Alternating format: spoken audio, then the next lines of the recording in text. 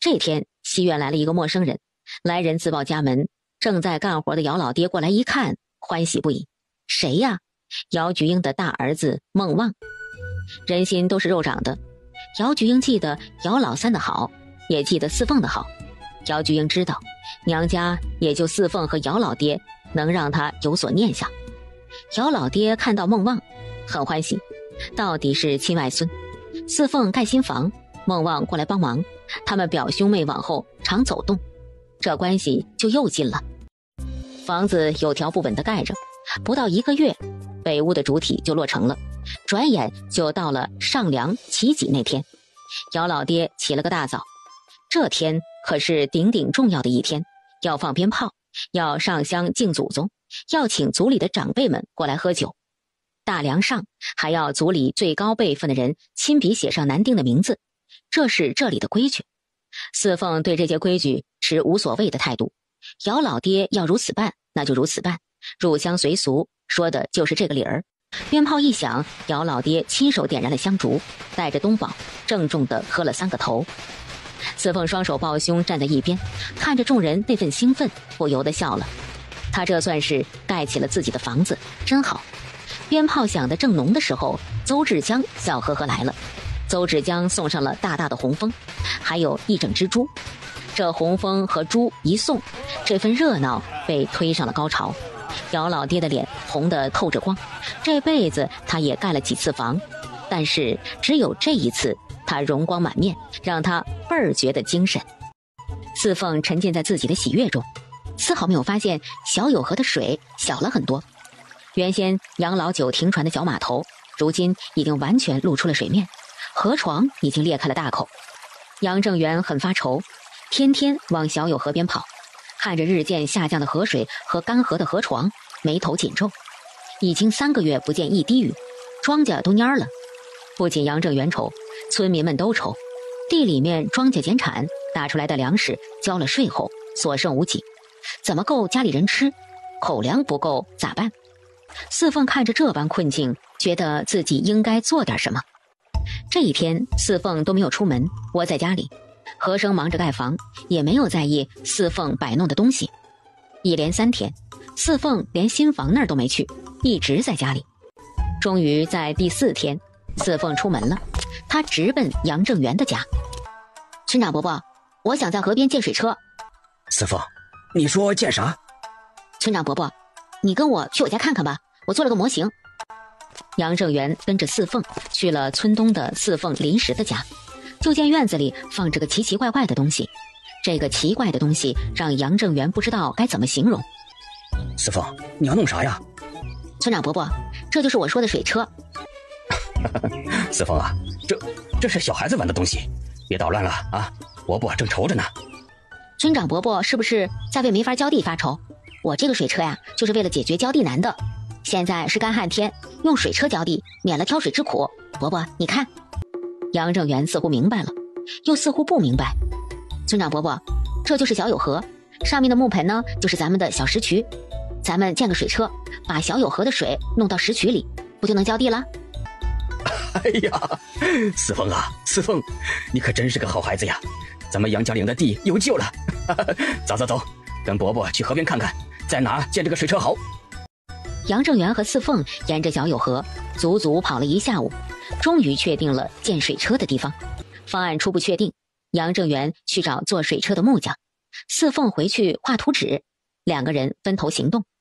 杨正元一脸喜气，一溜小跑往村里面走，碰到村里挑水的人，乐呵呵的和挑水的人说道：挑不了几天了，等咱们的水车建成了，就不用挑水了。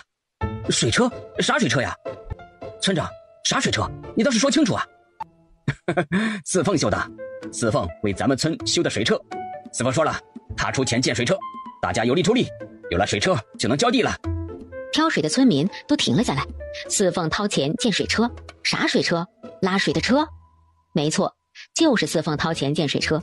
刚才四凤和杨正元考察建水车地方的时候，四凤就说了，建水车的钱他出，村里人有力出力就行，只要把石渠修好，那水池子修好，这也算是他为村里做点好事。这事儿就像一阵风，瞬间满村人都知道了。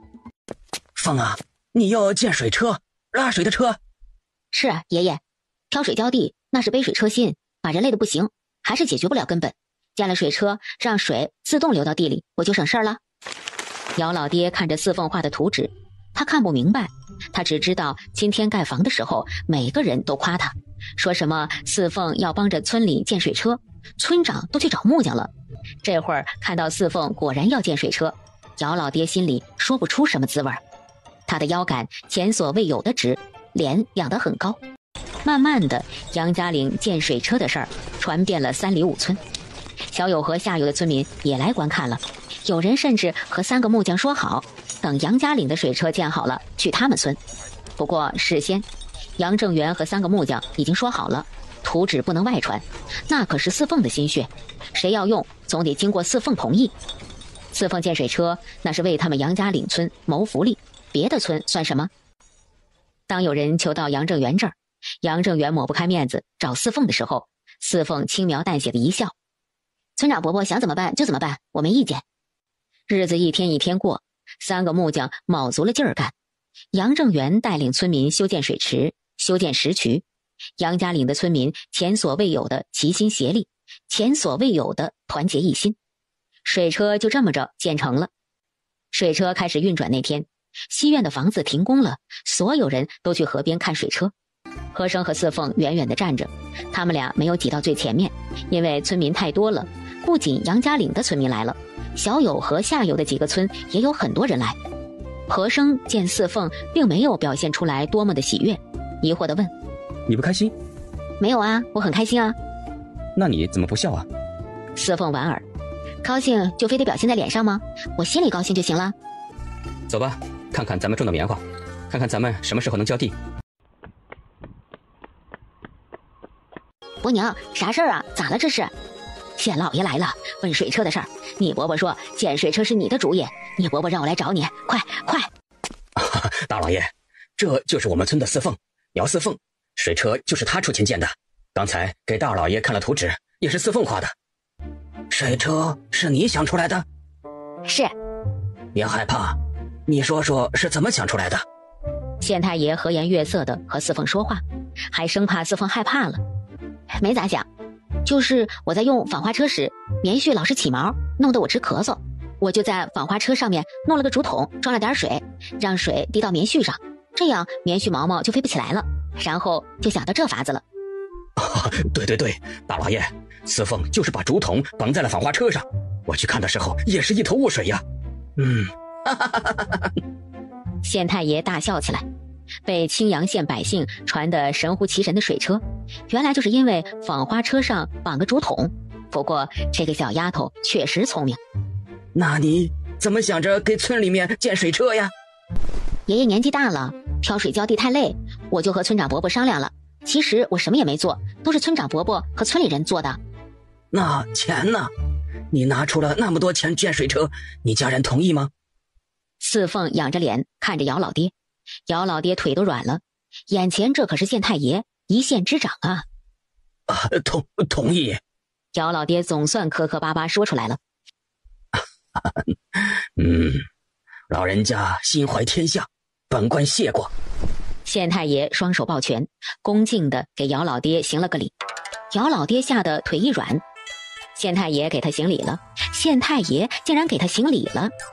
西院的房子全部盖成的那天，东院来了个婆子，说是镇上李家的，也就是二凤的婆家。来人说二凤生子，生了个女儿，已经10来天了。姚王氏一听，又喜又忧，喜的是二凤生了，忧的是二凤生的是女儿，李家3房想要的是儿子。姚州氏很兴奋，不管生的是男孩还是女孩，都是二凤生的，二凤生下了李家的骨血。姚州氏丝毫没有想二凤能不能在李家站稳脚跟，这不是他考虑的事儿。姚州氏摆起了二凤娘家人的谱。这来的也太迟了，你们应该在二凤还没有生的时候就过来，请我们娘家人去照看二凤。幸好是二凤身子骨结实，平平顺顺把孩子生下来了。要是万一碰上那等黑心烂肚肠的，起了歪心思，害我们二凤，我们上哪儿说理去？那婆子陪着笑，听着姚州氏数落。不过婆子的心里可没有高看姚州市半分。姚州市这样刁蛮抠搜的人，她见得多了。婆子也是经过事儿的，任由姚州市数落半天，最后婆子走了，带来的4样礼物全都进了姚州市的手里。姚王氏不愿意，嫁给李家的是他女儿，给李家生孩子的是他女儿。李家让人来姚家报喜送礼，理应有他们一份，他们才是正经的老丈人丈母娘。房子建成后，四凤开始兑现自己的承诺，村里所有来帮工的人都按照之前定好的，每个男人15文钱，女人帮忙做饭8文钱。算工钱的日子，大家伙都很开心，只是领工钱时，大家伙百般推脱，都说四凤已经帮村里建了大水车，这工钱意思意思就是了。男人们一致决定把15文工钱降到10文。村里人这般做让四凤很感动。姚老大和姚王氏没要工钱，姚老爹的意思他们和四凤是一家人，再说还有立夏的事儿，老大一家不能要工钱。姚老大也同意，不过四凤还是给姚老大夫妻开了工钱，毕竟这2个多月姚老大和王氏帮助他们良多。姚菊英的儿子孟旺自然也没有要工钱，不过四凤和和生专程去了孟寨一趟，把工钱给孟旺送去了。姚菊英说什么也不要，只说往后他们表兄妹多走动就好，他们家没什么可以帮助四凤的，只有这把子力气。四凤看着家贫如洗的孟家，心里面盘算着怎么帮助姚菊英。四凤并不知道，姚菊英也不知道，还有一桩大喜事等着孟旺呢。四凤回到村里，见桂枝在自己家。桂枝开门见山问四凤去孟寨的事儿，四凤也没有遮掩，照实说了。桂枝笑呵呵地说，村里杨四圈媳妇看上了孟旺，想把自己的二丫头说给孟旺。婶子说的是春燕？可不是春燕，春燕今年15了。四圈媳妇的意思是孟旺踏踏实实的干活，不稀罕力气，见人就笑，这孩子看着喜庆。再说了，你大姑是啥人呢？咱们都清楚。春燕嫁过去也不怕被欺负。四凤啊，你看这事儿咋样？能不能成？婶儿，这都是你们这些大人的事儿，我能说啥？我又不懂。你不懂是不懂，可是你看人准呐。要我说呀，孟旺是个好孩子，春燕也不错，他们俩要是成了，也是桩好事。那我以后见了春燕姐，是不是得叫一声表嫂了？你这孩子，这是8字还没一撇呢，别胡说。春燕那脸皮薄着呢，你觉得这事儿好，我就去趟你大姑家，事情成了，我也挣回没人肉吃吃。四凤当然拍手叫好，她和春燕没怎么打过交道，但桂枝婶说春燕好，那肯定是不错的。桂枝第2天果然去了孟寨，回来的时候脚步十分轻快，四凤知道这是8、9不离10，成了。得知桂枝已经给2家都说好了，就等过几日让2个孩子见见面，这事儿就这么定了。孟旺的婚事有了着落，四凤欢喜之余为和生感慨，哥，你说孟旺表哥来咱家帮个忙，就能帮出个媳妇，你在村里住了快1年了，咋也没人看出你的好来？孟旺表哥好是好，可是比你就差远了。李家的人去过杨家岭后，姚王氏去看望二凤，给二凤讲了最近家里发生的事儿，从四凤上府城开始说到四凤盖新房，又说到四凤建水车，这一系列的事儿把二凤听得一愣一愣的。他做梦都没有想到那个柴火妞竟然这么厉害，姚四凤哪来的这么多钱？二凤出月子后又回到李老太太跟前伺候李老太太，用她的话说，她伺候老太太伺候惯了，小小姐有奶娘照看着，她闲着也是闲着。二凤这样谦恭，李老太太很受用，就留二凤在身边伺候，关键是二凤在她身边能给三少奶奶添堵。二凤啊，没想到你这位堂妹这么厉害。是啊，我常年不在家，也是最近才听我娘说的。我娘说四妹现在可受村里人尊敬了，村里从80岁的长辈到4、5岁的孩子都说我四妹妹好。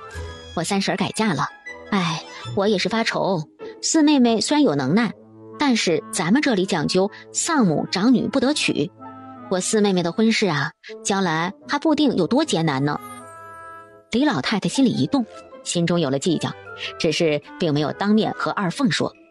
次日，李老太太派了个婆子去杨家岭，名为看望姚王氏，其实是去打听四凤的事儿了。婆子回来后，一五一十把四凤的事儿说了。李老太太点点头，原来二凤说的都是真的。二凤这个堂妹还真是个人物。二凤对李老太太派人去杨家岭打探一事了若指掌，只是二凤并不开口。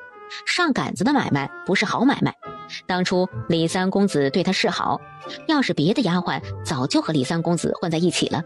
可是二凤就不，二凤硬是吊了李三公子半年多，把李三公子吊得猴急猴急的，允诺了他无数条件后，他才从了。四凤的事儿也是这个理儿。二凤看着崭新的西院，心里极度的直冒火，但是二凤脸上一点儿也不显露，还专门抱着孩子去了四凤住的村东的公房。五凤很喜欢这个白白胖胖的小外甥女，逗着孩子笑。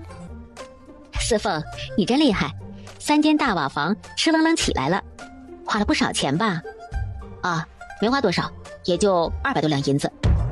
二凤只觉得心一阵一阵的抽抽，四凤这口气好大呀！200多两银子在四凤的口中就这么轻轻松松满不在乎的说出来了。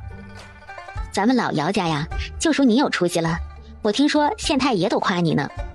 四凤笑了一下，没做声。四凤啊，听咱爷说你们在府城住在乔家的青山酒楼。那你和乔公子关系不错吧？还行。二凤拐弯抹角想打听四凤和乔家的关系，四凤回答的心不在焉。二凤担心自己真要把四凤弄进了董家，乔家会干涉，所以这事儿他得小心点儿。二凤回东院后又打听了一番，终于知道四凤和乔家的联系全靠镇上酒楼的掌柜邹志江，并没有见乔公子来杨家岭。这么说，四凤和乔家的关系也就一般喽。有了这个推测，二凤就开始盘算，要想能做成这事儿，只能让姚州市出面，还不能让姚老爹知道，当然他爹他娘也不能知道。二凤把事情给姚州市说完，还让姚州市保证这事儿只有他们2个知道，不能说出去，说出去那边有了提防，这事儿就不成了。姚州市听了二凤的计划，这事儿要是成了，西院可就剩五凤和东宝俩小孩。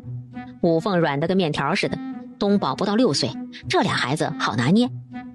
西院刚盖好3间大瓦房，西院还有钱，西院那些东西可全都是他的了。这天，四凤和和珅给五凤说了，要去镇上置办点东西。2个人刚刚走出家门，就见姚州市过来。少有的，姚州市笑着和四凤说话：“四凤这是要去哪儿啊？”“去镇上。”“咋了，奶？有事儿？”“啊，要去镇上啊！等等，你二姐生孩子，那是鬼门关上转了一圈，咱们家小门含户的，也不方便去伺候你二姐。少亏你二姐回来也没住几天，正好你要去镇上，我给你二姐拿些鸡蛋，你给你二姐送去，也好让李家人知道你二姐也是有娘家的人。”姚州市这一番话，差点让四凤怀疑姚州市换了心，不是以前的姚州市了。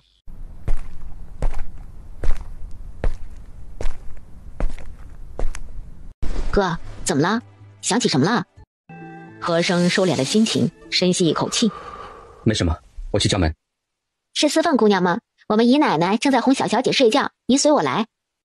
四妹来了呀，来来来，屋里坐，莫怪我啊，玲姐闹睡觉，奶娘半天哄不下，只好我来哄。哦，现在睡着了吗？刚睡着，已经放下了。四妹妹，快进屋，家里人都还好吧？二凤这样和四凤亲近，让四凤很不习惯。她自认和二凤并没有亲密到这种地步。二姐，我来镇上还有事儿，临出门时，咱奶让我给你烧鸡蛋，现在鸡蛋也烧到了。二姐，你要是没话烧给家里，我就先走了。慌什么？好不容易来一趟，怎么也得留下来吃午饭，可别回去了叫村里人笑话，说你来了，我这个做姐姐的连顿饭也管不起。小梅啊，你去看看老太太得空不得空，就说我娘家四妹来了，给老太太请安。四凤皱皱眉，或许是受姚州市的影响，她很烦见什么老太太，还有像这种大家族的老太太，规矩都很大，她懒散惯了，不喜欢被人评头论足。我们老太太最和蔼了，菩萨一样，你别怕，说不定老太太还要留你在家中小住呢。老太太，奴带四妹妹来给您见礼。四凤啊，快给老太太磕头。二凤说着便跪下给李老太太磕头了。姚四凤给老太太见礼。你就是姚四凤，听你二姐说你会做糟鱼。四凤没有说话，老太太的语气傲慢得很，她听着不舒服。你们村的水车听说也是你出钱建的？一个女孩子家不好好在家里做女工，整天在外头跑，成什么体统？四凤心中不悦，李老太太这是在训斥她吗？凭什么？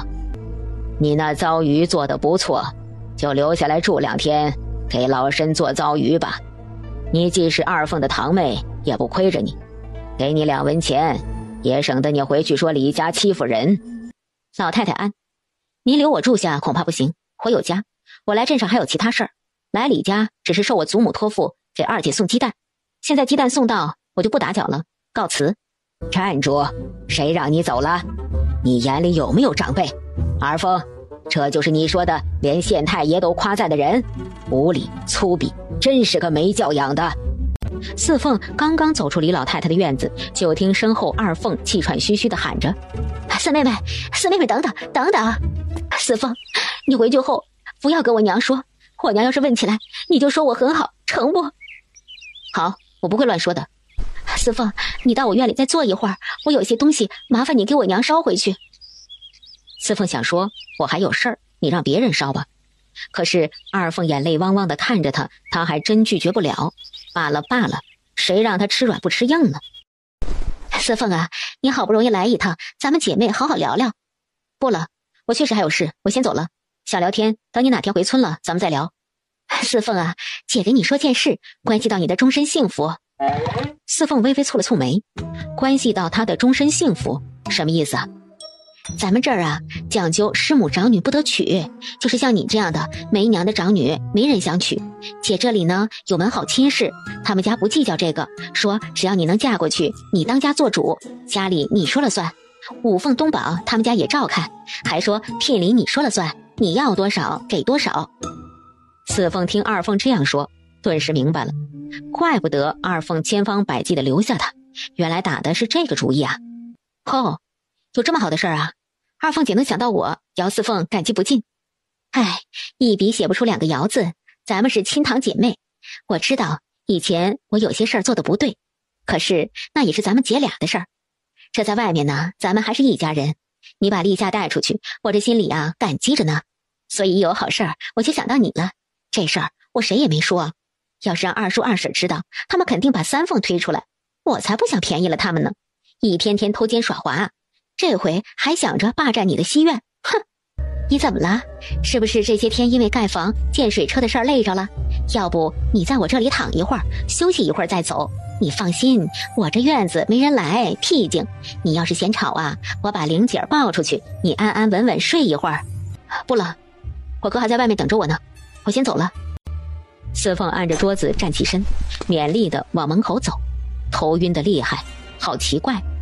姚二凤，你给我喝了什么？四凤啊，你看你都这样了，还是在我这儿歇歇吧。春花，还不快去！四凤暗道不好，二凤这是早有准备。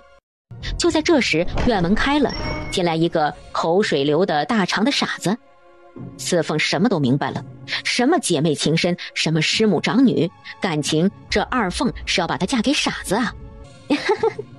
四凤啊，这就是董家少爷，虽然年纪大点儿，但董家家里有钱富裕，你嫁过去啊，直接当家，到那时候你就不用起早贪黑做糟鱼了，董家的铺子坐着等收钱呢，到时候啊，说不定二姐也得求到你头上。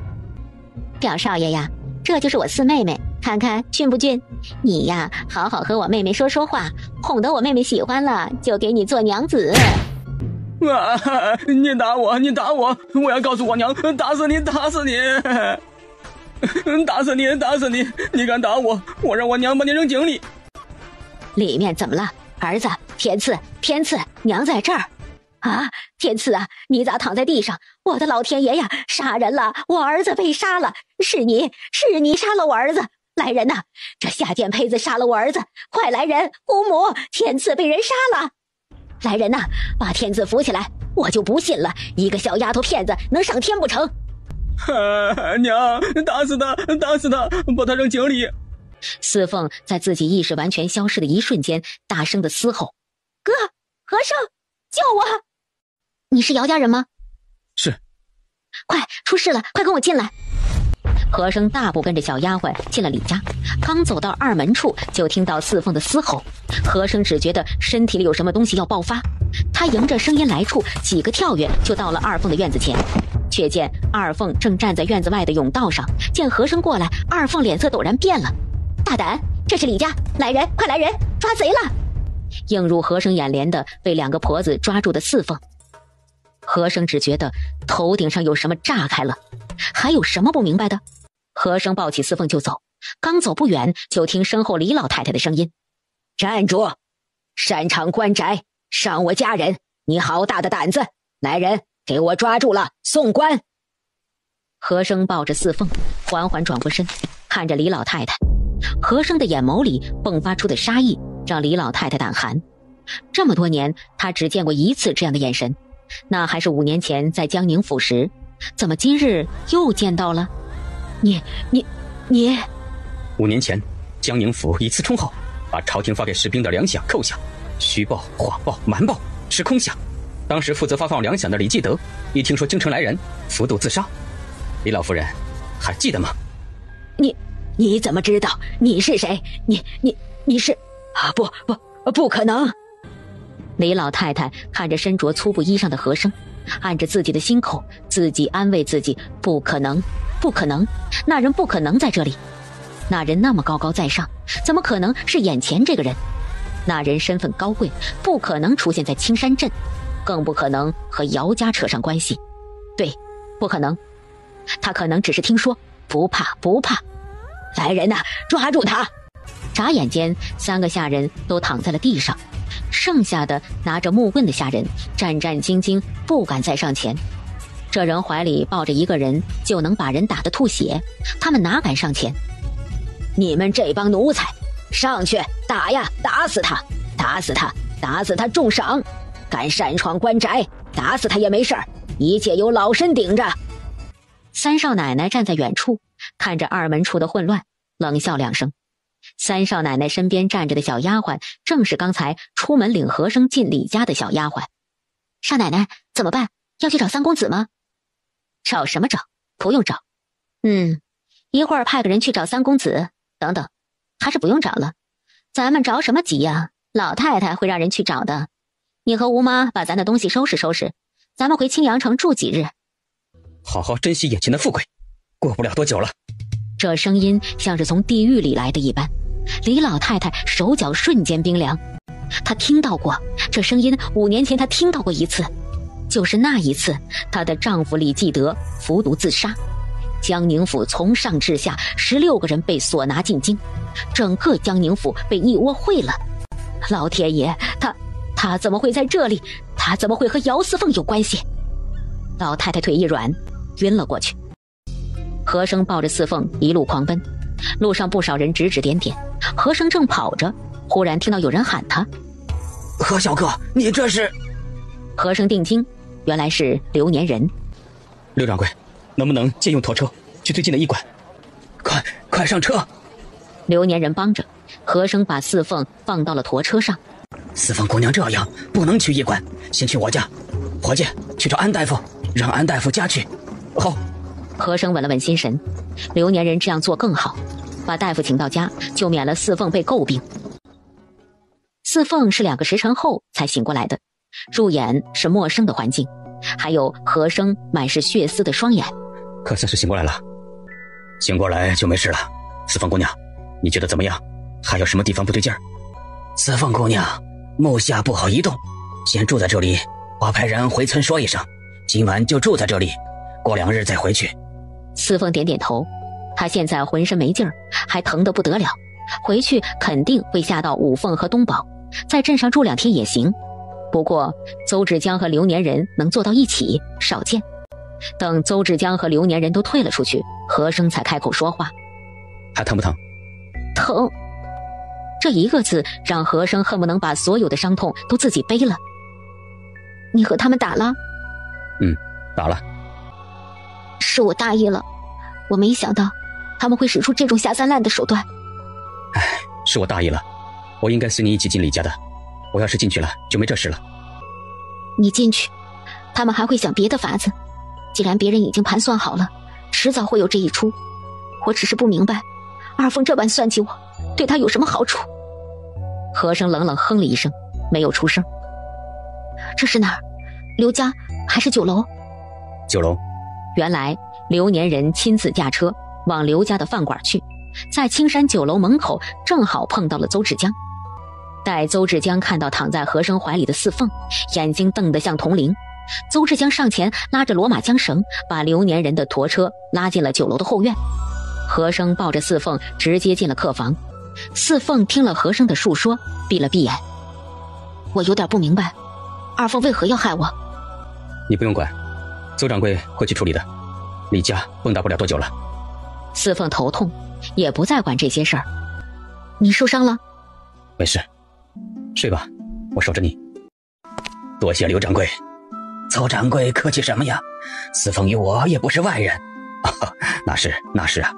平常一直敌对的两个人，此时为了四凤握手言和。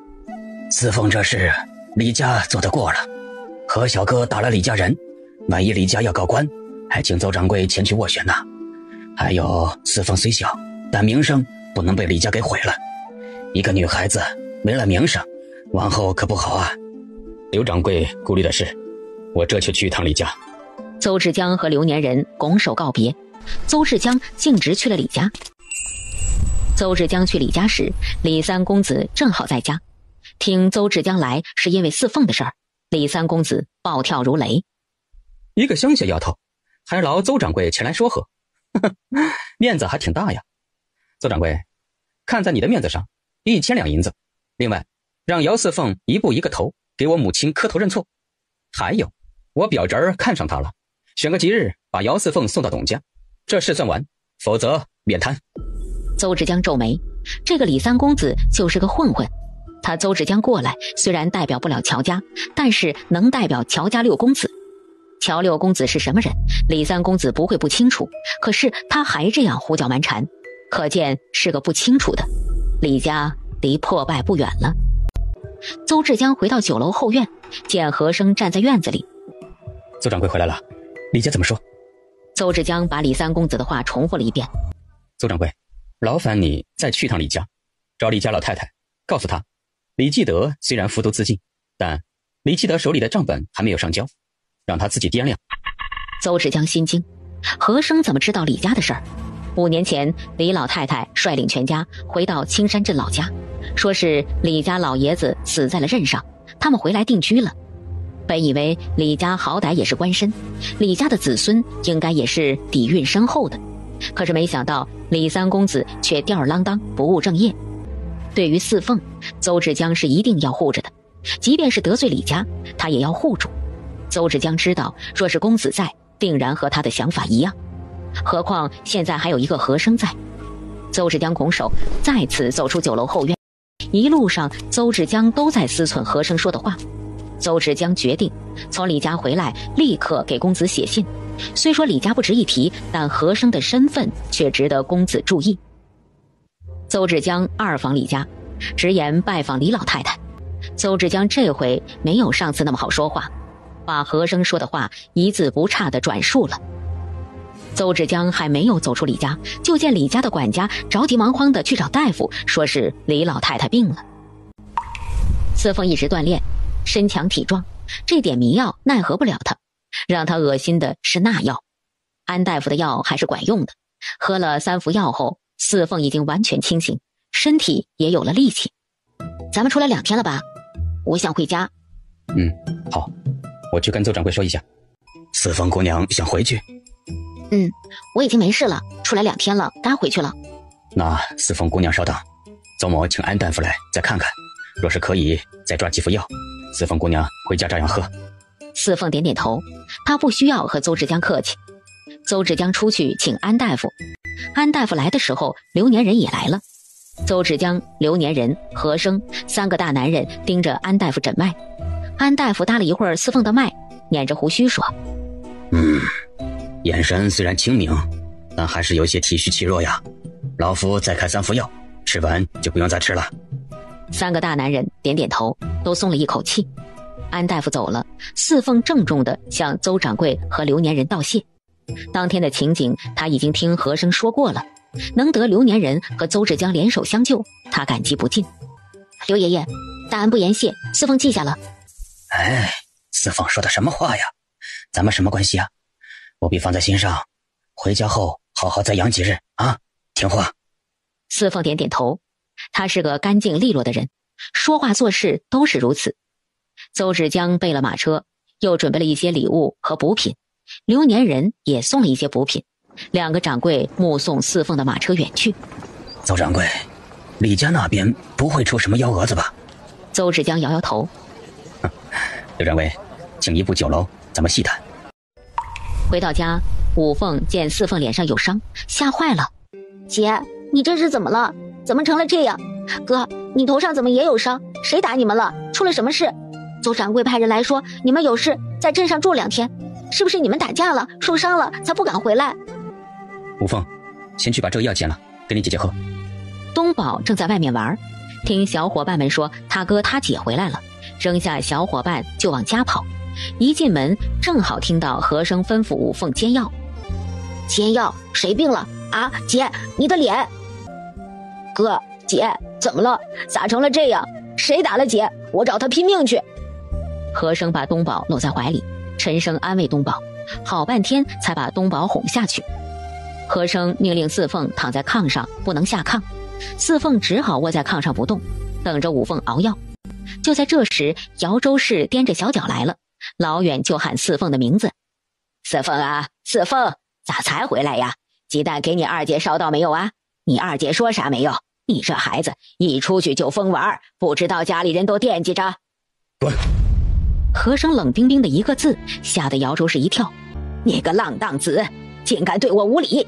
这是我老姚家，要滚也是你滚。在我姚家住了1年，吃我们家的，住我们家的，没想到竟把你养得不知天高地厚，不知道自己姓甚名谁了。我是四凤的亲奶奶，你敢对我无礼，我大扫把赶你出去。和生的脸冷得吓人，姚周氏到底还是被吓住了，不敢硬往屋里进。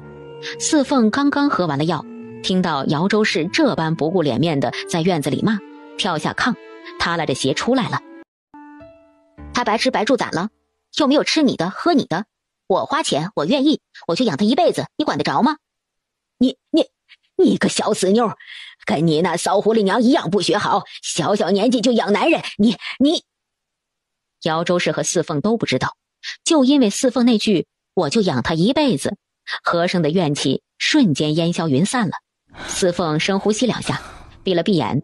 姚周氏不来还好，他还没有想到姚周氏，现在看到姚周氏，他已经全都明白了。怪不得姚周氏前段时间对他和蔼很多，怪不得姚周氏非让他给二凤烧鸡蛋，哈哈哈！原来二凤早就和姚周氏联手了。姚周氏，你是不是看我最近脾气好，没抡刀是不是？你让我给二凤烧鸡蛋，为的是什么？你心里清楚。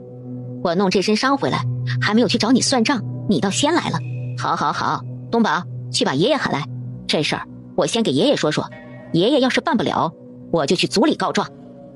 姚周氏一听，脸色变了，怎么成了这样？二凤当初说的可不是这，到底发生了什么事？二凤说的十拿九稳，只说让老太太相看相看，如果中意了就让董家上门提亲。董家虽然比不得李家，但守着2个铺子也是很有钱的。害我姐姐没门，等我爷爷来了叫你好看。姚周氏彻底慌了。东宝，你个小兔崽子，站住，别跑，别去找你爷爷，回来。这一回他定然不会让姚周氏好过，他要逼着姚老爹惩治姚周氏。如果再这样下去，姚周氏会把整个姚家的女孩都祸害了。进屋躺着。哎，哥，别在意他说的那些话，我们是一家人，永远都是。放心，我知道，我们是一家人，我不会为不相干的人生气。东宝很快带着姚老爹来了，见到四凤这样，姚老爹吓了一跳。啊，四凤，你这是咋了？谁打的？你不是上镇上去了，咋成这样了？哎呀，到底是咋回事啊？谁打了你？也去找他去。爷，我告诉了你谁打的我，你真能给我做主？姚老爹不心疼四凤是假的，四凤这么好的女孩子，知理懂事，三里五村打着灯笼都难找这么好的孩子，谁这么狠心下狠手打四凤？那当然了，你说出来，我去找他。再不行，我去找村长，咱带着全村人去找他。爷，打我的是李家人。啥？李家人？哪个李家？二凤嫁过去的李家。啊，他们家为啥打你啊？姚老爹心里不安，总觉得四凤的眼神透着失望。为什么？东宝，去把大伯和大伯娘也请来。姚老爹心一沉，李家人打了四凤，难道和二凤有关？不对啊，四凤去镇上，老婆子让四凤给二凤烧鸡蛋。按说李家高门大户，就算是再看不起庄稼人，也不能上手打人呢。很快，姚老大和姚王氏过来了，夫妻两个见姚老爹也在，很奇怪。四凤见人齐了，才慢悠悠地说：“我奶最近变了，不骂我了，对我还嘘寒问暖，我很感动。我以为我奶总算知道心疼我这个孙女了。前天我去镇上，我奶说让我给二凤烧鸡蛋，我很开心，知道心疼二凤，这是好事儿。我提着鸡蛋进了李家，没想到一场祸事等着我。没想到进了李家，我差点出不来，差点死在李家。”什么？你说你脸上这伤是李家人打的？我找他去。爷爷，稍等，听我说完。四凤把自己进李家见二凤，二凤怎么拉着他去见李老太太？他没行跪礼，李老太太怎么奚落他？他要离开李家，二凤怎么让他往家里烧东西？说到这里，四凤顿住了。姚老爹狐疑地看着四凤，这不是很好吗？除了李家老太太奚落四凤外，一切都很正常啊。四凤这伤到底是怎么来的？姚老大惴惴不安，蹲在一边。姚王氏手揪着衣襟，同样惴惴不安。他并不知道姚州市让四凤给二凤烧鸡蛋，李家不缺那点鸡蛋，但是姚州市让四凤烧鸡蛋这件事本身就透着诡异。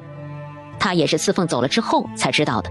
此时见四凤脸上都是伤，姚王氏本能的眼皮直跳。我也以为二凤惦记着家里，真要给家里人烧东西，哼，哪知道二凤说烧东西是假，千方百计留下我是真。我至今不知道我是怎么中的迷药，一小会儿我就觉得头晕，看什么都是花的重影。二凤抱着孩子带着丫鬟出去了，我知道不好，一头扎进院子里的水缸中。我只有用凉水刺激脑袋才能保持清醒。这时候来了个憨憨傻傻的男人，叫嚷着说什么娘子娘子，然后又来了一个妇人和两个婆子，两个婆子一左一右抓住我，妇人打我，想要逼我就范，幸好我哥救了我，我这脸上的伤就是在李家弄的。姚老爹脸色刷的白了，这难道是二凤算计四凤？四凤啊，你是不是搞错了呀？二凤可是你姐姐，她怎么会？姚王氏小心翼翼地插了一句。四凤没有看姚王氏，姚王氏的声音越来越低，明显的没有底气。我也不相信二凤会是如此心肠歹毒的人，可是为什么我在二凤的院子里中了药，二凤还硬拉着我不让我走，还说给我说了门好亲？我以为是什么好亲，原来就是个傻子。姚老爹、姚老大、姚王氏听得心惊肉跳，三个人都不敢往下想，却又不得不往下想。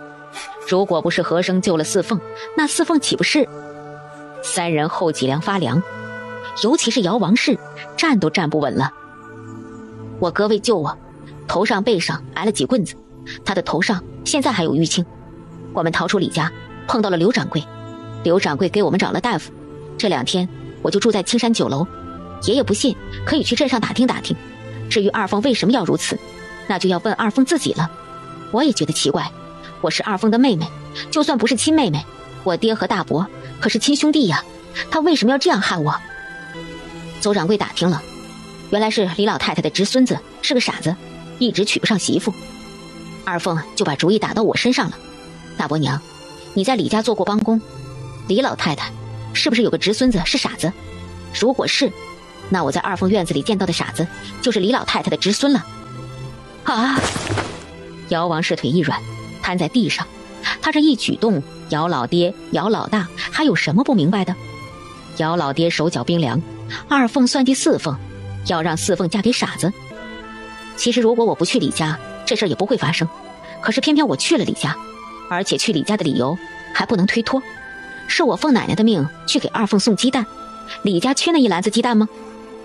这几句话像炸雷，在姚老爹的脑子里炸开了。刚刚他也觉得说不通，可是这会儿四凤这几句话把所有的事情都说清楚了。是老婆子故意让四凤给二凤送鸡蛋，二凤借着这个机会算计四凤，老婆子和二凤早就联手了，亲奶奶和亲孙女联手陷害另一个孙女。这要是让族里知道，让村里人知道，他的老脸往哪儿搁？这死老婆子心咋这么狠？他就是再看不惯四凤，再不喜欢四凤，也不能这样作践四凤啊。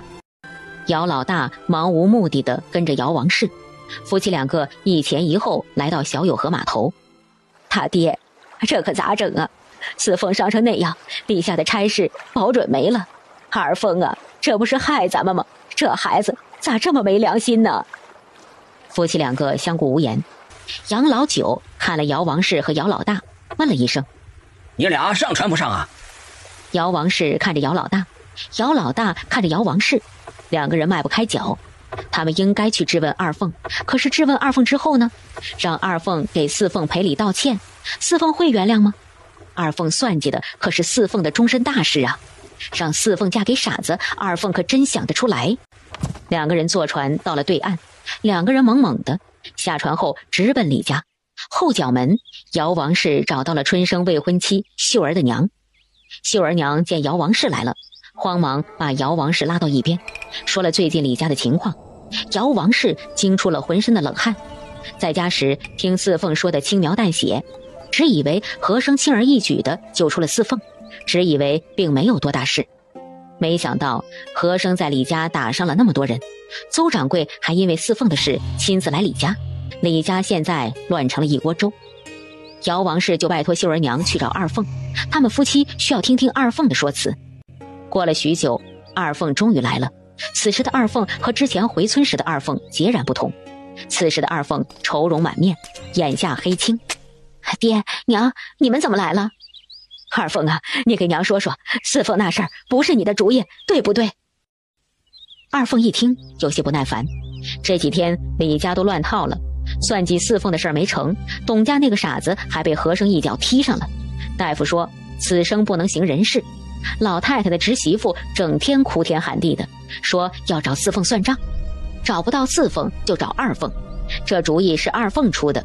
二凤当时说的十拿九稳，可是现在自己儿子却成了废人，他不找二凤找谁？哎呀，娘别说了，要不是四凤，我现在还好好的。你看看我现在，老太太不理我，三公子也不来我院子，我都烦死了。你说董家咋了？董家有钱有地，董家少爷就是痴呆了点，四凤不是很厉害吗？四凤嫁过去了，正好涨价，往后董家那一切都是四凤。啪的一声，二凤脸上挨了一巴掌。爹，你打我！你祸害你自己还不够，还要来祸害我们。你知道算计亲妹妹是什么后果吗？啊，那是要被出族的。哎，爸，别等着族里出面了，往后咱们姚家就没有你这好人。你想害死俺们呢？你想害死李夏？姚老大喘着粗气，老实巴交的他终于爆发了。当初二凤做李家妾，他不乐意，可是想着大凤已经过成了那样，二凤自己选择的路，只要二凤自己愿意，不受苦就行，他认了。可是他怎么也没有想到，二凤竟然算计让四凤嫁给傻子。二凤这么做根本就没有想过姚家，没想过立夏。往后你就当你娘没有生过你。姚老大拉着姚王氏走了，二凤捂着火辣辣的脸，眼泪吧嗒吧嗒的落下来。他错了吗？不，没错。四凤嫁给傻子咋了？四凤咋就不能嫁给傻子？大凤还嫁给痨病鬼呢，为什么大凤能嫁给痨病鬼，四凤就不能嫁给傻子？凭什么四凤要高人一等？四凤还是死了爹没了娘的，师母长女历来不受家族喜欢，凭什么四凤就受到家里人的保护？他爹呀回来了呀，饭都好了。啪！李翠花很兴奋，多少年没见姚老爹动手打老妖婆了，打，狠狠打，打得老妖婆下不来床才行，整天作妖，整天骂人，非得老头子教训才行。你打俺，你凭啥打俺？你干的好事，四凤都说了，往日你看不惯四凤，咒骂四凤，我没管。可是你千不该万不该算计四凤，四凤哪点做的不好了？哪点对不起你了？四凤是老三的亲闺女，老三死了，你就一点也不心疼，把四凤嫁给个傻子，你安的是啥心呐？我是他亲奶奶，他啥时候把我当亲奶奶看了？他挣钱咋没有交给我保管？他宁愿拿钱去给村里建水车，也不把钱给我，他就没把我当亲奶奶。哼，让她嫁给傻子咋了？有啥不好？那东家富裕着呢，她嫁过去那么有能耐，把东家握在手中，还不是一样想干啥就干啥？否则像她这样的师母长女谁要？姚守义，我还不是为了姚家着想？你说说，我哪一件事不是为了姚家着想？你竟敢打我！我给你生儿育女，我给你洗衣做饭，伺候你吃，伺候你穿。我在姚家这么多年，苦劳功劳一大堆。现在你因为一个小丫头片子打我，我告诉你，姚守义，我跟你没完！他的心里苦，苦得不行。原来姚州市不是看不惯四凤，他看不惯姚家的女孩。姚老爹心灰意冷，这么多年他第一次想明白这事儿。姚老二就在这个时候进了家门，看到这情景，吓得一激灵。这是啥情况？姚州市依然啰里吧嗦，说自己在姚家的功劳，说自己那些年的辛苦，说自己背一个抱一个跟着姚老爹下地干活，生老三的时候难产差点死了。姚州市说了一堆，把他在姚家前3年后5年的光辉事迹说了个遍。姚老大夫妻就在这个时候回来了。姚老大跪在姚老爹的跟前：爹，你要打要骂，俺受着。姚王氏也跪下了，谁让他们生了个祸害姊妹的女儿？姚老大蒙葫芦，低着头不说话。姚王氏结结巴巴说了他们去镇上找了二凤。二凤咋说？如果二凤能解释，如果二凤说不是他的意思，或者都是李家逼的，那他就能在四凤跟前解释。可是姚老大夫妇都低着头，啥话也不说。姚老爹失望地叹一声，刚要抬腿，眼前一黑，整个人都向后倒去。爹，你可别吓俺呐！你咋了？娘，俺爹咋了？咋了？死了才好，省得整天回来打人。老大呀，别管他，让他死去。姚老二听到姚老大惊呼，也赶紧出来了。李翠花随后，4个人都手忙脚乱地扶着姚老爹，又是掐人中，又是顺气，但是姚老爹始终没有醒。姐，不好了，咱爷晕倒了，二伯去请了杨老仙儿。东宝结结巴巴地把东院的情况说了。其实院里的情况他也不是太清楚，他就是在自家西院听东院的动静，最后听到大伯和二伯惊呼，然后听他们说去请杨老仙儿。又过了一会儿，东宝看到姚老二请了杨老仙来。四凤沉思了片刻，让五凤拿了钱去杨老仙儿家，不管大房二房出不出钱，这钱他出。这是气血攻心，肝火太旺，得躺几日了。你们谁跟我回去拿药啊？少说也得喝上7副药。哎呀，爹啊，你可不能躺倒啊！你要是躺倒了，俺们可咋办啊？俺们还小，俺们不能没有爹呀！姚老二咧着嘴，声音都哽咽起来。那架势根本没有跟着杨老仙儿去拿药的意思。他知道去杨老仙儿那儿拿药得给钱。姚老大却没想那么多，跟着杨老仙儿出去拿药。孩他娘，刚才我给咱爹抓药，钱还赊着，你给我取40文钱，我给姚老仙送过去。姚王是不舍得，可是她向来在丈夫面前没有反驳的份儿，只好回去取钱。怎么就这么点儿？就这点，还是上回立夏回来给的。姚老大思忖了半天，才重新进了堂屋。娘，俺只有24文钱，刚才给爹抓药要40文，你看。没钱，1文也没有。他不是对那死丫头好吗？让死丫头付钱。姚老大无奈地叹了一声，拿着24文钱出门。他决定给杨老仙儿好好说说，先欠着，等他卖了粮食再还上。谁知道姚老大拿着24文钱去杨老仙儿那儿，杨老仙儿却说钱已经被五凤付了。姚老大心里不是滋味，垂着头回了家。哼，看把他能耐的，有俩钱烧的不行，还知道自己姓姚吗？有本事把全村人的医药费全垫上。他要是真垫上，我就说他好。他爹到底咋回事？我咋听得不是明白？姚老二压低了声音，把他听到的加上他猜想的一股脑的说给了李翠花。李翠花愣了半天，差点没喘过气。老天爷，我说呢，这段时间死老婆子对四凤那丫头那么好，又是嘘寒又是问暖，还拉着东宝亲香，原来是打的这主意。看来上回二凤回来就是为这事儿。二凤胆子真不小啊。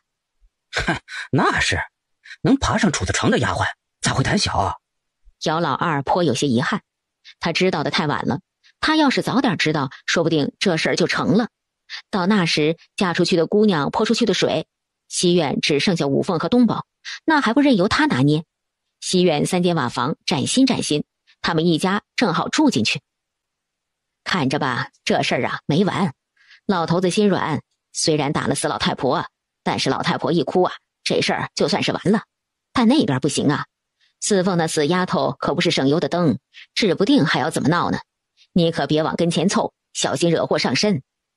姚老二点点头，他当然知道，他才不愿意沾上这个是非。想什么呢？这么出神，头还疼不疼？不疼，我在自我检讨，自我批评。和生不明白，诧异地看着四凤，示意四凤说下去。我太自负了，低估了别人，高估了自己。我以为不管什么事都是光明磊落、明明白白、真刀真枪的，我从来没有把阴谋诡计放在心上。现在想想，是我自己的错，以后我不会再犯这种低级错误了。姚老爹在炕上躺了3天，四凤终究没有去看望姚老爹，也没有见东院那边任何人。姚王氏倒是畏畏缩缩来了2趟，却都被和珅挡了。哥，那天我恍惚听到你和邹掌柜说李继德，李继德和李家什么关系啊？和珅把李继德的事儿说了。四凤惊异地看着和珅，好半天，四凤才小心翼翼地问：哥，你想起来了？在李家看到你那样，只有愤怒。后来李老太太来了，我只看一眼，脑子里忽然就有了李继德，有了5年前江宁府的一幕。后来把你救回来，咱们在酒楼住下，你喝了安大夫开的药，昏昏沉沉的睡去，我守在旁边，就试着看看能不能顺着李家的事情往下想。可是一刻一想，头又开始疼。唉，索性我就不想了。还是没有想到啊。哥，以前你有没有类似的忽然自己跳出来的记忆片段？有。什么？快说，是什么？咱们第一次去庆安城，我看到乔家的青山酒楼的门楼，忽然脑子里就蹦出了异香居3个字，而且那酒楼比乔家的酒楼更大更气派。还有，我常常梦见一个满头白发精神矍铄的老人，我不知道他是谁，但是我敢肯定他和我的关系密切，或许是我爷爷，因为我能够感觉出来他对我的好。哥，等过了夏天咱们去趟京城吧，或许你的家在京城，到了京城见到许多熟悉的地方，熟悉的人，或许你的记忆就恢复过来了。和珅点点头。好。2个人背着柴火回到家，邹志江和刘年仁在院子里正和五凤、东宝说话，他们2个一起来看望四凤。见四凤已经恢复完好，2个人都很欣慰。邹志江还带来了李家的消息，李家3少奶奶提出了和离，李家现在连个掌事的人都没有，因为二凤现在是李3公子唯一的妾，李3公子焦头烂额让二凤出来管家，镇上还有人传言二凤可能要被扶正，这事儿镇上都传遍了。四凤听完淡淡笑笑，并没有理会。二凤自己选择的路自己走，李家让他吃这个闷亏，他记着呢。邹志江还带来了乔瑞林和府城酒楼的消息，京城和府城酒楼的火锅进入了淡季，天这么热，吃火锅的少了。火锅就是天冷的时候生意好，夏天人们是吃烧烤的，四凤这一句话勾起了刘年仁和邹志江的兴趣。烤肉嘛，咱们这边也吃的。不一样，我说的烧烤和咱们这边的烤肉不一样。两位掌柜，今天如果没有要紧的事儿，咱们就吃烧烤。邹志江知道四凤脑子里的点子多，刘年仁更是希望四凤能再想出什么法子救刘家的饭馆出困境。四凤，你刚才加入的那种红色的，就是你说的辣椒？对，这是辣椒，我种的一点辣椒，咱们这边没有，府城的辣椒也很少。我想等我把辣椒种出来了，做成辣椒酱，或者做成辣椒粉，那样不管我们火锅还是烧烤都能用上。邹志江点点头，这东西吃到嘴里辣辣的麻麻的，但是吃起来带劲儿，尤其是烤肉加上这个，越吃越好吃。四凤，你看这辣椒种成能不能分一点给我？刘爷爷，我正要说这事儿，邹掌柜，这事儿你别和刘爷爷抢，刘家饭馆已经不行了，他们还要生存下去。四凤姑娘尽管吩咐，邹某从命就是。刘爷爷，穷则变，变则通，通则达，做生意也是这个理儿。有邹掌柜在，饭馆你开不成，不如不开饭馆，做其他的，避开酒楼的风头，这样你也好赚钱。当然，这只是我的考虑，端看刘爷爷你自己的意思。刘年仁一愣，刘家经营饭馆多年，从刘年仁的父亲到刘年仁，如今在刘秉元手中，祖孙三代都经营着刘家大饭馆。可以说，镇上的人提起刘家，说的不是刘家，而是刘家菜。这会儿因为青山酒楼的存在，让他们放弃，实在是舍不得。可是不舍去，刘家怎么生存？刘爷爷，我知道你们家经营饭馆多年，对饭馆有了感情，我也只是说说我的意见。任何事情迈出第一步都是很难的。刘爷爷回去和家人商量商量，我种的辣椒马上就成熟了，到时候咱们可以大规模的种辣椒。我可以把制造辣椒酱的方法给你，做成了辣椒酱，可以通过邹掌柜往外售卖，这是独门生意。刘家是第一个对四凤伸出援手的，四凤这般帮着刘家，没啥可说的，知恩图报，这份赤子之心好啊。刘掌柜，四凤姑娘说的辣椒生意你要做，我邹志江肯定不跟你抢，不过我有个条件，你的辣椒第一份得供应给我的酒楼，每年我要多少分量你都得给，当然钱照付，一分不少。刘年仁欢喜不已，虽然刚才他想着回家商量商量，其实他知道没啥可商量的。四凤把这辣椒生意给了他，那就是救了他们刘家。饭馆不做便不做吧，做了这么多年，也该改改行了。一晃就进了8月，8月初6，立夏回来了。立夏的回来让姚老大、姚王氏大惊失色，他们一直都提着心，担心二凤算计四凤的事影响到了立夏。现在立夏的回来，就是说明二凤做下的事终究还是报应在了立夏头上了。立夏回到家才知道家里出了事，这还是他亲姐姐算计的四凤。知道事情的始末后，立夏气得眼冒金星。娘，你怎么这么糊涂？二姐也是的，啥事不能做呀，非要算计四妹妹。东院的上空，自从立夏回来，被愁云笼罩。姚老二夫妻是高兴的，自从立夏被四凤带去府城，姚老大夫妻俩说话明显不一样。现在好了，立夏被打回了原形，哈哈，让他们嘚瑟。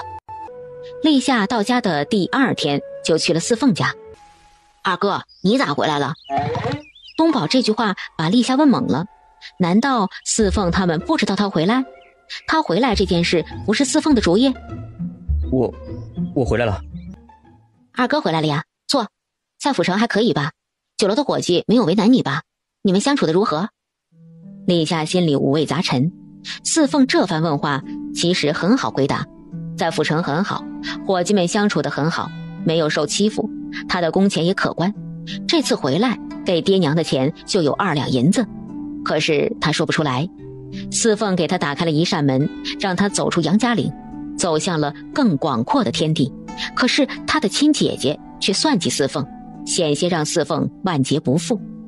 四凤知道立夏心里想什么，淡淡道：夏天是火锅的淡季，你出去几个月了，回来住几天也行，大伯和大伯娘都惦记着你呢，四凤，对不起。谁做的事谁担着，那件事和你无关，别把什么责任都往自己身上揽。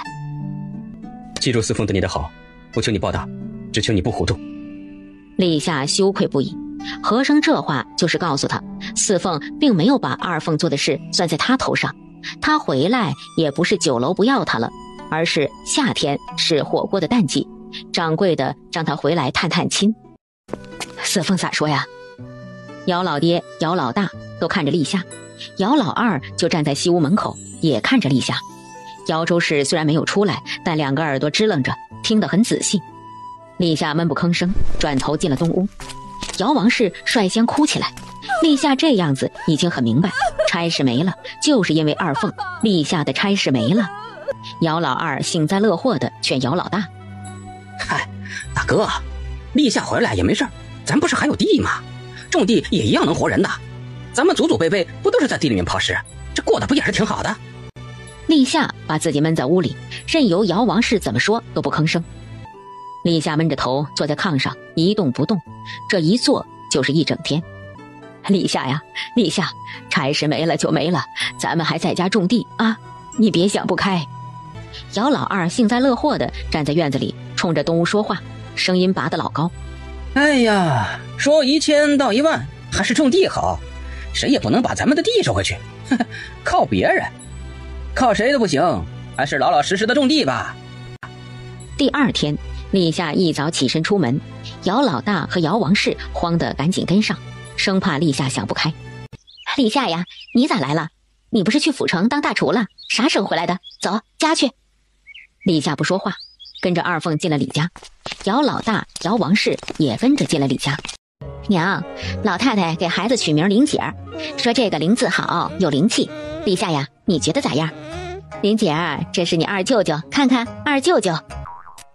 爹娘，我现在掌家，李家的事儿都是我管着，我现在可忙了。等一会儿你们走时，我给你们拿些东西，都是咱们家没有的。二姐，你为什么要算计四凤？算计？我咋算计他了？我是想让他的日子更好过，他呢不识好歹，还把老太太气病了。再说了，四凤不是没什么损伤吗？你咋也来质问我？我可是你亲姐，别忘了你小时候都是谁看你，你掉进了茅坑，还是我把你拉上来的。二姐，你是我亲姐，我就问你，算计了四凤，让四凤嫁给一个傻子，你在李家真的能够站稳脚跟？还轮不到你来教训我。我算计四凤咋了？我也是为四凤好。董家有钱，四凤嫁过去就能当家。傻子咋了？正因为是傻子才轮到四凤，人家要是好好的人，8辈子也轮不到四凤。董家那么好，你怎么不嫁？啪！立夏脸上挨了一巴掌，二凤打的。姚老大顿时火了。你凭啥打立夏？凭我是他亲姐，说话没上没下，还在府城做工呢，叫你这样，趁早回村里吧。二凤啊，你不知道，立夏的差事没了。啥？差事没了？咋没了？你不是在府城当大厨吗？咋就没了？就是因为你算计四凤，邹掌柜不让我干了，让我卷铺盖滚蛋，你明白吗？我好好的差事就被你给祸害没了，你满意了吧？二凤的心突突突的跳，他怎么也没有想到四凤竟然有这么大的能耐。府城的酒楼掌柜也听他的？不可能不可能，四凤只是一个乡下柴火妞，顶多和邹掌柜有点交情，不可能不可能。没了就没了，府城那么远，一来一回10来天，你既然回来了，正好我给你姐夫说说，你来镇上李家的铺子里也能做工。呸！二姐，这是我最后一次叫你，从此以后你不再是我二姐，我跟你断亲。爹娘要是认你，那是爹娘的事，我管不着。你，爹娘，你们听听立夏说的都是啥混账话？你以为四凤只是一个乡下丫头？你知不知道，在府城2位邹掌柜对四凤是言听计从，四凤说什么就是什么，他们从不反对。酒楼的东家乔公子1个月前从京城去了府城，当时我正在熬高汤，乔公子还拍了拍我的肩膀，赏了我一个荷包。你知道为什么吗？因为乔公子是看在四凤的脸面上，明白吗？四凤不是你能够算计的，四凤想要对付你，根本就不用他自己动手。立夏的话不仅让二凤愣了，也让姚老大和姚王氏呆住了。这事儿四凤从来没有在村里说过。姚老大转头又想到，四凤盖新房，邹掌柜送大礼，这是什么样的交情啊？立夏，你说的都是真的？娘，咱回吧，以后你就都没有生过二姐。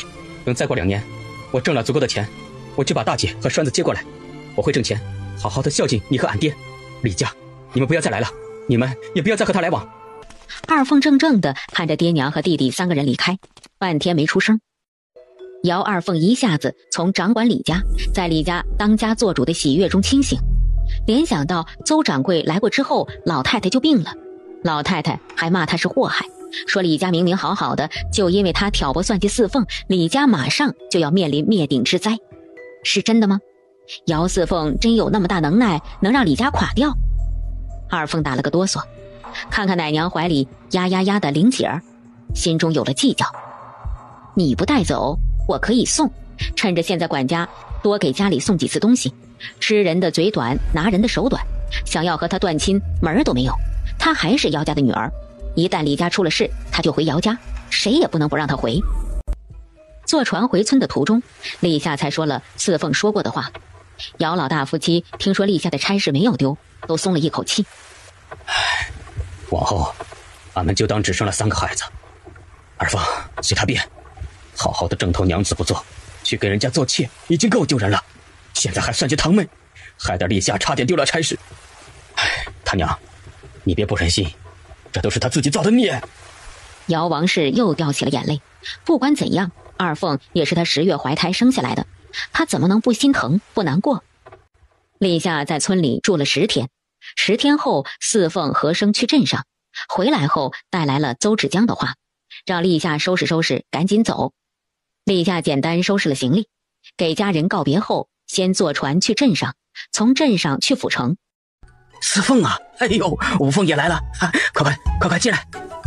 刘爷爷，今儿个来呢，想跟你说个事儿，辣椒收了太少，我带来了一点，做辣椒酱根本不够。啊！刘年人脸上的笑容渐渐有些僵硬。那天听四凤说做辣椒酱，他已经踌躇满志了。可是现在四凤说辣椒太少，这可咋办？收成很少，只有2箩，都在院子里晾着。我本来想用一半做辣椒酱，另一半做种子，现在看来全都得做种子。今年只种了18棵，明年开春后要是全部种下，就能收获更多。刘年人咂咂嘴，说不出话来。他一直都在等着辣椒，现在希望没了。刘爷爷，虽然辣椒酱现在做不了，我又琢磨了个小食，这种小食应该是西北那边的特产，咱们这边还没有。我试了试，挺好吃的。今天特意过来请刘爷爷尝尝，要是刘爷爷觉得可行，你们可以专卖这种小食。刘年人将信将疑，不知道四凤说的小食到底是什么东西。按照四凤的要求，刘炳元拿来了白面、水、盐巴。刘年人和刘炳元在一边看着，洗面团的时候，刘家父子呆住了。这是什么操作？把面团放在水中洗，那不是浪费吗？洗面团的水1遍、2遍、3遍，直到成了清水，五凤才停了手。刘爷爷，这水别动，我们出去转转，买点东西，1个时辰后我们回来再继续。3个女孩子在镇上买东西，来扭眼间，忽然就看到姚牡丹了。五凤，那是不是你老姑啊？